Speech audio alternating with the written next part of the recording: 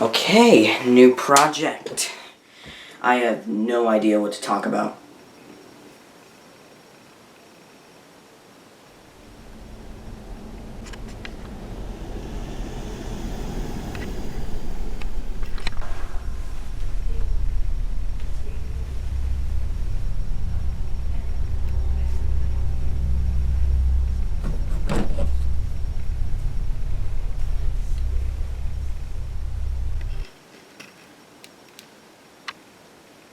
Well, the L button is one of the biggest turning points in video game history.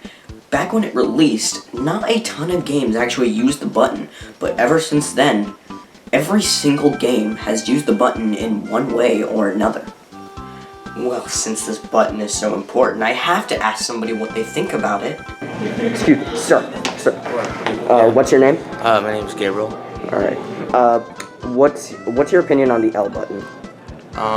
Personally, I'm more of an R button kind.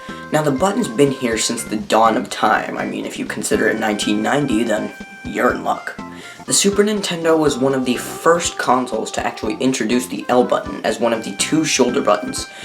And it truly added so much more control over games, and since then, every console forward has included an L button of some sort.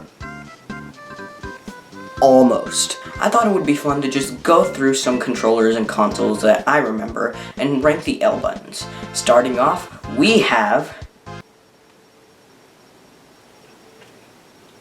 a really bad smartphone. The DS takes most of its design cues from the Super Nintendo controller, and it's honestly not that bad. I think the one problem I have with the L button is just the fact that it's really small.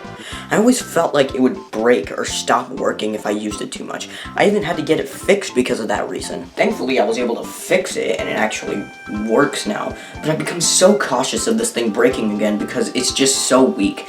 And for that, I'm going to have to give it a 7 out of 10. It still works.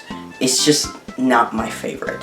Now, we have to move on to... Oh, come on, dude. I swear to God, not today! The Wii doesn't have an L button, so I'm keeping this brief. The Wii's main gimmick was that it had motion controls, so it made sense that they wanted to limit the amount of buttons they put on the actual controller. If the DS was reminiscent of a Super Nintendo controller, then the Wii Remote was reminiscent of an NES controller.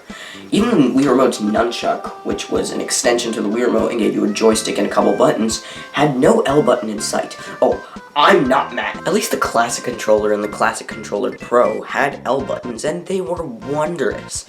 But the Wii Remote doesn't have one, so for that fact, I'm gonna have to give it a 0 out of 10.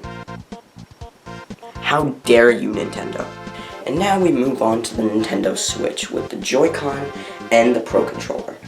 I say the Joy-Con I have a really similar problem with like the DS.